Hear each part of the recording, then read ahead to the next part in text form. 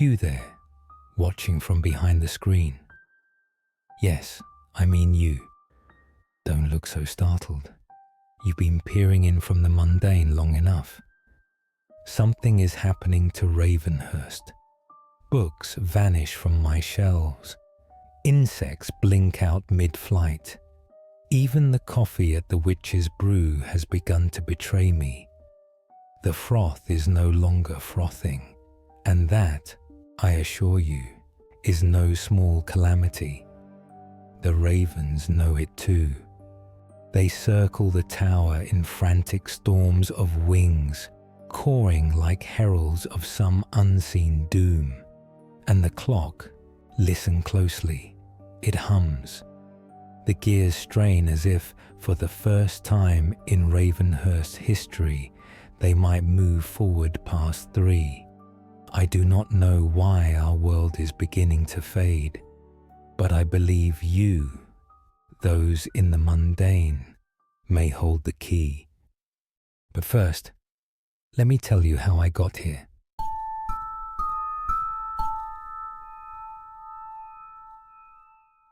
I thought Ravenhurst was just another creepy novel, until I saw my name written in it. I stayed awake, reading, scribbling, haunting the dusty corners of old libraries. Ghost stories, cryptid sightings, urban legends. I craved them the way others crave air. But it wasn't just curiosity. No, it was something deeper. Something humming under my skin like a low violin note.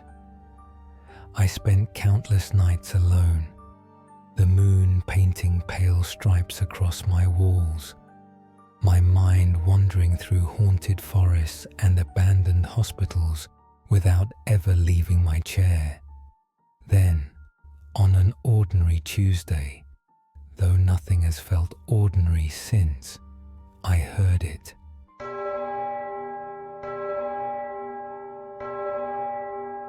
Exactly 3 a.m. The sound didn't echo from a church bell or a clock tower. It came from inside my walls, from somewhere impossibly deep, as if the bones of the house had learned to speak. The room trembled, my books shivered, whispering in 1,000 paper tongues, as if they'd been alive all along. The shadows seemed to lean closer, listening with me. My heart pounded so loud I thought it might burst out of my chest and crawl away. And there it was, a page in my favorite book I had never seen before. Yellowed, ink-stained, the words almost vibrating on the paper as if they were trying to climb off the page and whisper directly into my ear. One phrase, just one.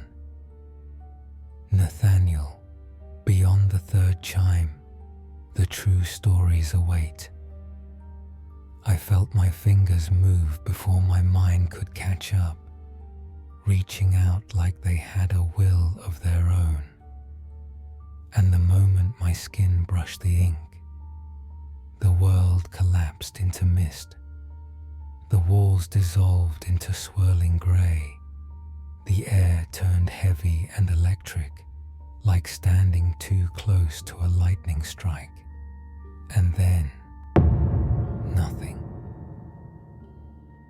I remember a rush of cold moonlit air, pages swirling around me like black wings, voices, thousands all at once, chanting stories in languages I'd never known.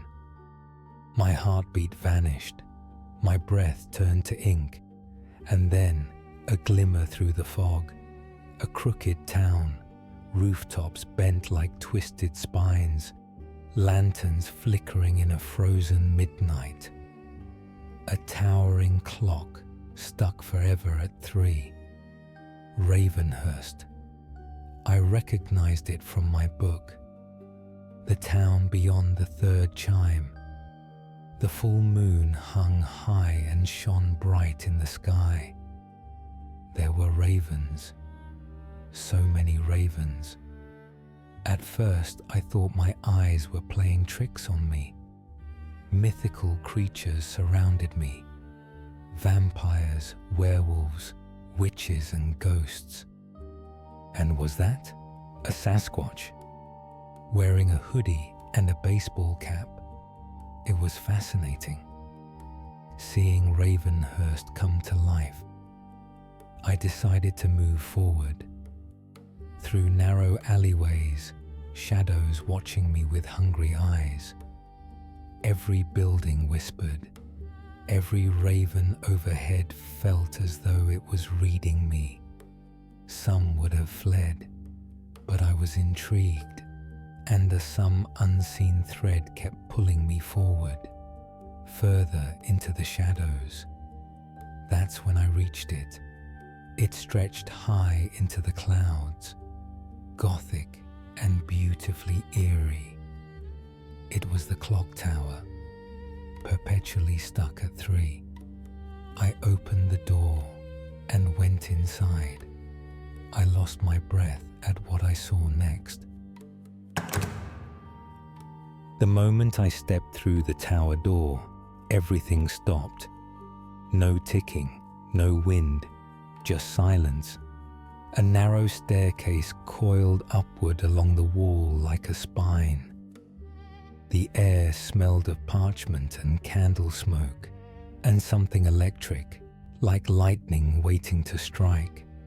Then a whisper, "Nathaniel." I turned. Nothing. Only books. Only shadows. A shelf groaned.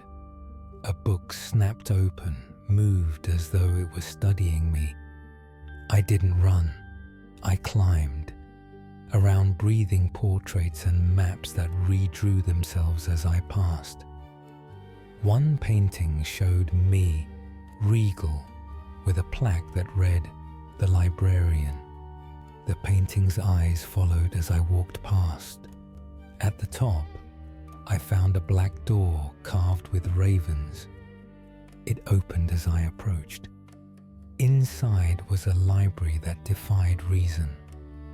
Endless rows of tomes, bottled scrolls, and books flying through the air, organizing themselves.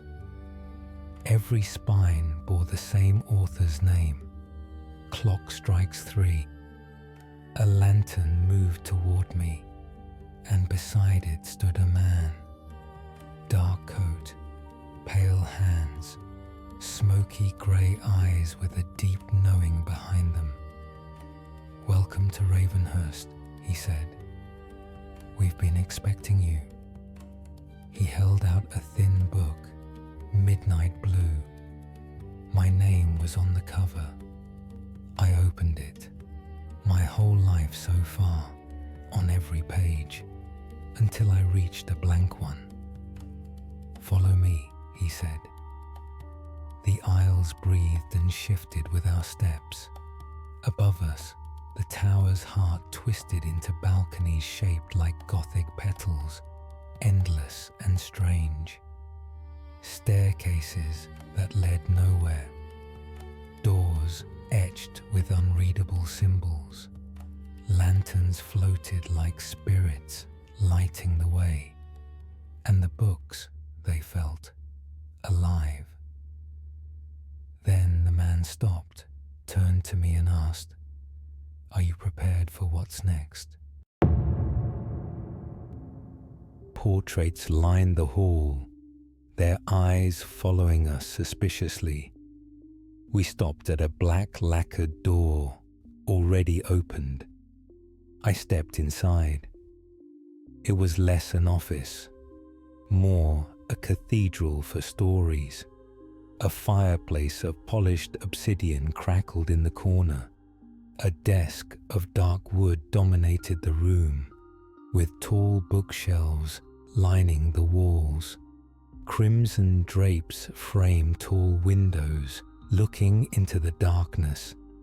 The air was warm, steeped in the scent of parchment, ink, and a coffee smell so fresh it made me ache for a cup. He gestured to a chair across from him. "You've been chosen, Nathaniel," he said flatly, "as Ravenhurst's librarian, but the choice is yours." I started to ask who he was. He raised his hand and then smiled faintly. "Call me Mr. E," he said. "In Ravenhurst, time stands still. If you stay, you'll never grow older. You'll live as long as the town itself endures. This library will be yours, and you, a guardian of the clock tower. The books are endless and the mysteries eternal. Oh, and you'll have free coffee for life at the Witch's Brew." I stared at him blankly. Immortality, endless tales, and free coffee. It wasn't a decision. It was a gift. "Yes," I said. His smile deepened, like the library had whispered my answer to him long before I'd spoken it. "I have been here ever since. Long enough that the word years feels small and meaningless. And now, something is changing. The ravens outside have grown restless.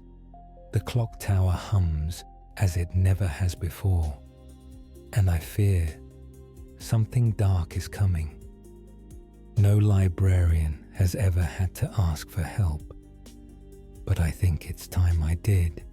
The fate of Ravenhurst may depend on it. And who better to ask for help than you?"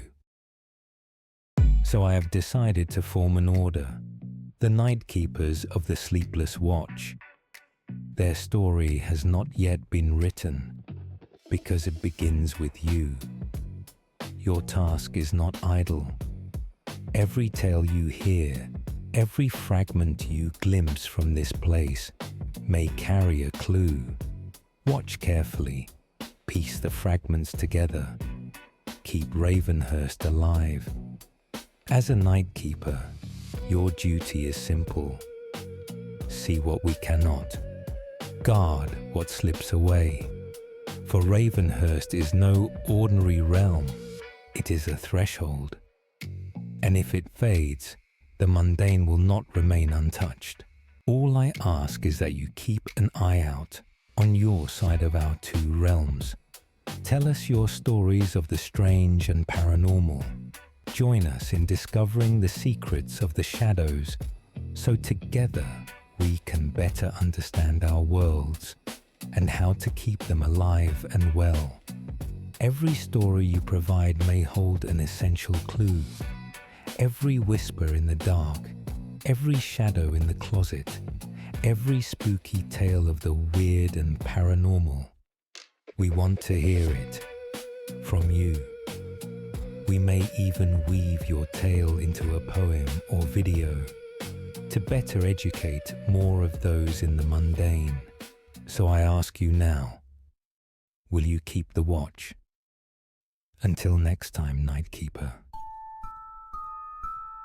Stay spooky.